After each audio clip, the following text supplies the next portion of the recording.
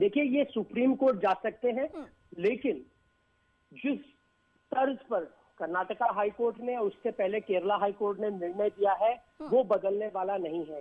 हिजाब इस्लाम का अनिवार्य हिस्सा नहीं है। इस्लाम में कहीं पर भी हिजाब की बात नहीं करी जाती है, महिलाओं को बुर्के में रखने की बात नहीं कही जाती है। और ये बात इस्लामिक स्कॉलर्स ने, जो लोग इस्लाम के और जो लोग कुरान के जानकार हैं, उन्होंने इस बात को कहा है। लेकिन मैं दोबारा कह रहा हूं, ये कुछ कट्टर मुसलमान संगठन मुस्लिम महिलाओं को आगे ना बढ़ने देना चाहते हैं, उनको धर्म के नाम पे बुर्कों में धकेलना चाहते हैं और उनके नाम पर राजनीति कर रहे हैं। अगर मुस्लिम महिलाओं के सशक्तिकरण की तरफ अगर हमें कदम बढ़ाना है तो उनको शिक्षित करना है, उनको इन प्रथाओं से बाहर निकालना है, चाहे वो ट्रिपल तलाक की प्रथा हो या उनको हिजाब में और बुर्के के पीछे डालने की प्रथा हो, इन सब से निजात दिलानी होगी। और इस बीच हमने ये भी देखा कि कई मुस्लिम स्कॉलर भी ये कहते रहे, हालांकि इस बीच अमित जी में आपका पालन करके एक शांति का माहौल बना के रखना है। और जो छात्र जो है उनका मूलभूत काम है अध्ययन करना, ज्ञानार्जन करना, यही काम है।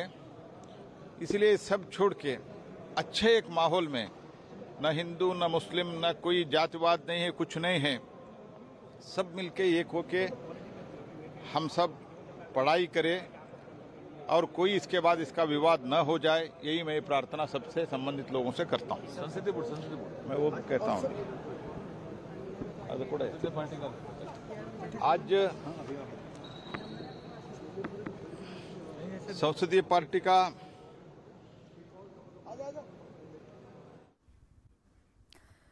तस्वीरें भी इस वक्त हम आपको दिखा रहे हैं कर्नाटक से ही। कर्नाटक के अलग अलग हिस्सों में धारा 144 लागू है। अमित मालवीय बीजेपी के लीडर इस वक्त हमारे साथ जुड़े हुए थे। उन्होंने भी कहा कि सरासर राजनीति हुई, कुछ पार्टियों ने राजनीतिक रोटियां सेकने के लिए कदम बढ़ाया और गुमराह करने की कोशिश की गई। ट्रिपल तलाक पर भी इसी तरीके से आवाज उठाई गई थी और ये पर्देदारी को लेकर यानी हिजाब को लेकर भी यही स्टैंड लिया गया। एहतेशाम मेरे साथ इस वक्त लगातार बने हुए। एहतेशाम, ये शुरुआती वक्त से भी इस तरीके के संकेत मिलने लगे थे, ऐसा कहा भी जा रहा था कि 5 राज्यों में चुनाव है तो चुनावी मुद्दा बनाने के लिए इसे उस तरीके से भुनाया जा रहा है। क्या यही सच्चाई जो कोर्ट का जजमेंट है उसको देखते हुए? देखिए, कोर्ट को जो फैसला देना होता है उसमें राजनीति नहीं होती। राजनीति नहीं, मेरा सवाल एहतेशाम बिल्कुल अलग है। मेरा सवाल ये है कि उस वक्त 5 राज्यों में चुनाव था, जो लोग हिजाब के मुद्दे को भड़का रहे थे, क्या वो राजनीति कर रहे थे? कोर्ट का फैसला अलग है। शहजाद पूनावाला इस वक्त मेरे साथ जुड़ चुके हैं। शहजाद जी, बहुत सारे डिबेट्स हमने किए इस हिजाब के मुद्दे पे, कोई सुनने को तैयार नहीं था, लेकिन आज यही सच्चाई निकलकर सामने आई है कोर्ट के फैसले के रूप में कि इस्लाम में हिजाब अनिवार्य नहीं है। एहतेशाम का हम रुख करेंगे, लेकिन उससे पहले एक बार फिर मैं बड़ी खबर आपको बता दूं अभी तक क्या क्या हुआ है। ये विवाद 9 फरवरी से चलता रहा, उसके बाद 25 तारीख को फैसला रिजर्व रखा गया। शहजाद पूनावाला बीजेपी के लीडर इस वक्त मेरे साथ जुड़ चुके हैं। शहजाद जी, ये सवाल बहुत अहम है कि आपने देखा पूरे 1 महीना तक इस मुद्दे को खूब भुनाया गया, लेकिन कोर्ट से आज फैसला यह आता है कि हिजाब अनिवार्य नहीं है। देखिए, सत्यमेव जयते से मैं शुरुआत करूंगा और ये जीत है उन लोगों की जो संविधान को ज्यादा तरजीह देते हैं। पर अफसोस की बात है कि कांग्रेस पार्टी जैसी पार्टियां जो हमेशा लड़की हूं लड़ सकती हूं की बातें करते हैं, वोट बैंक की राजनीति के चक्कर में कट्टरपंथियों के साथ बार बार खड़े रहने का उनका इतिहास है। शाहबानू से शहरा बानू, 3 तलाक के मामले में हो या हिजाब के मामले में हो। हम केवल इतना कह रहे थे कि हिजाब क्लासरूम में जहां पर रूल है यूनिफॉर्म पहनने का, वहां पर नहीं पहना जा सकता। परंतु जिस प्रकार से कांग्रेस पार्टी ने और popular front of India, campus front of India ने यूपी के चुनाव को मद्देनजर देखते इस पर भड़काने की कोशिश की, इस पर मिस इन्फॉर्म करने की कोशिश की, हिजाब के नाम पर जो आग लगाई गई, सांप्रदायिकता फैलाई गई, आज उसको एक करारा तमाचा मिला है कोर्ट की तरफ से। परंतु सवाल ये पैदा होता है कि क्या कांग्रेस पार्टी हमेशा जो महिला सशक्तिकरण की बात तो करती है पर महिला अधिकारों पर आघात करने का उसका चरित्र रहा है, क्या आज कांग्रेस पार्टी और पॉपुलर फ्रंट ऑफ इंडिया जैसे दल जो है वो क्या माफी मांगेंगे? जिस प्रकार से most important than anything else, and High Court has settled the matter now. Hence, I request everybody to follow the High Court order and maintain peace and order and allow the children to do their education as usual. Next 2 weeks will be very crucial for your government because anti-social elements might be ignited. ಸಮುದಾಯ ನಾಯಕರಿಗೆ ಮನವಿ ಮಾಡ್ತಾರೆ. ಈಗಾಗಲೇ ಇದರಲ್ಲಿ ಭಾಳಷ್ಟು ಚರ್ಚೆ ಎಲ್ಲ ಆಗಿದೆ. ಅದಾದಮೇಲೆ ಹೈಕೋರ್ಟಲ್ಲೂ ಕೂಡ ವಾದ ವಿವಾದ ಎಲ್ಲಗಳಾಗಿ ಒಂದು ಹಂತಕ್ಕೆ ಬಂದಿದೆ, ಒಂದು ತೀರ್ಪು ಬಂದಿದೆ. ಇನ್ನೆಲ್ಲರೂ ಒಪ್ಪಿಕೊಂಡ್ರೆ ಸಮಾಜಕ್ಕೆ ಮತ್ತು ವಿಶೇಷವಾಗಿ ಎಲ್ಲ ಮಕ್ಕಳಿಗೆ ಒಂದು ಒಳ್ಳೇದಾಗ್ತದೆ. ಮಕ್ಕಳ ಹಿತದೃಷ್ಟಿಯಿಂದ ಎಲ್ಲರೂ ಕೂಡ ಒಪ್ಕೋಬೇಕು ಅಂತ ಎಲ್ಲ ಸಮುದಾಯದವರು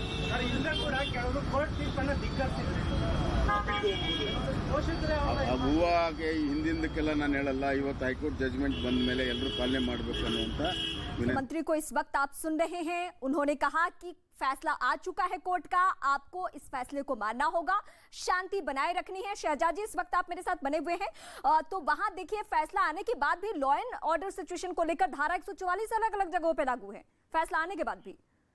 देखिए, क्योंकि आपने देखा जिस प्रकार से कांग्रेस पार्टी और popular front of India, MIM और बाकी दल इस पर भड़काने की कोशिश कर रहे थे, कांग्रेस के नेताओं के जिस प्रकार के बयान आए, जिस प्रकार से उन्होंने PFI को राजस्थान में मंच दिया, जिस प्रकार से बंगाल में हिंसा की वारदातें सामने आई, तो इसका मतलब ये है कि ये लोग संविधान और कोर्ट की बातों पर नहीं यकीन रखते और बार बार केवल अपने वोट बैंक के चक्कर में भड़काने की कोशिश करते हैं। आज सवाल ये पूछा जाना चाहिए, जब कोर्ट ने अपना फैसला सुना दिया है और हर बिंदु पर स्पष्टीकरण दे दिया है कि हिजाब इस्लाम का एसेंशियल हिस्सा नहीं है, कि जो गवर्नमेंट ऑर्डर निकाला गया था वो बिल्कुल सही था और क्लासरूम के भीतर हिजाब नहीं पहना जा सकता।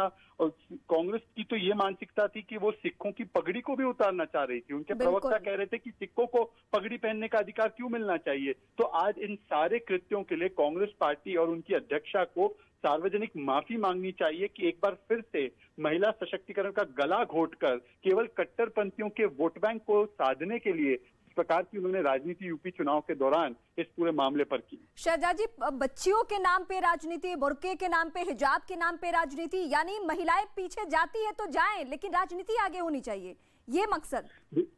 देखिए, कांग्रेस पार्टी का चरित्र ही यही रहा है। शाहबानू से लेकर, जब शाहबानू के मामले में सुप्रीम कोर्ट ने फैसला सुनाया तो राजीव गांधी ने कट्टरपंथियों के दबाव में उनके अधिकारों का गला घोटा। जब शायरा बानू के मामले में सुप्रीम कोर्ट ने 3 तलाक के कानून को बनाने की बात की तो उसका विरोध किया गया। फिर से एक बार शायरा बानू और मुस्लिम महिलाओं के अधिकारों का गला घोटा गया। और आज प्रियंका वाड्रा जो लड़की हूं लड़ सकती हूँ की बातें करती है, वो कहती है कि देखिए पर्दा तो दत्यानुसी होता है, ये अशोक गहलोत कहते हैं, परंतु मुस्लिम महिलाओं को हिजाब में कैद करके रखने की जो मानसिकता थी, आज उसको एक करारी चोट पहुंची है। आज कांग्रेस पार्टी का असली चेहरा, महिला विरोधी चेहरा भी सामने निकल कर आ चुका है। शहजाद जी, वक्त देने के लिए शुक्रिया। मालविका जी हमारे साथ जुड़ चुके हैं, आपसे भी सेम सवाल यही कि अब हाई कोर्ट का फैसला आ चुका है, क्या कहेंगे उन लोगों के लिए जो राजनीति कर रहे थे इस पे? मेरी तो ये मिन्नत है बच्चों से कि प्लीज वापस स्कूल चले जाओ, कॉलेज चले जाओ। 1 महीने से जिस पॉलिटिक्स में तुम पढ़े हो उससे तुम्हारी पढ़ाई रुक गई है, इसलिए please go back to school because they have got dragged into politics that is not for them. These are vested interests doing it. Everyone is aware of how they were instigated. जा सकते थे बिना हिजाब के, suddenly दिसंबर से लेके जनवरी तक। मालविका जी, हमें वक्त देने के लिए शुक्रिया। मैं आपका फिर रुख करूंगी, लेकिन इस बीच बड़ी बातें हम अपने दर्शकों को बता रहे हैं कि हाईकोर्ट का फैसला तो आ चुका है, लेकिन अभी भी खतरा भापा जा रहा है कि शायद वहां लॉ एंड ऑर्डर खराब हो जाए, इसके लिए धारा 144 लागू है।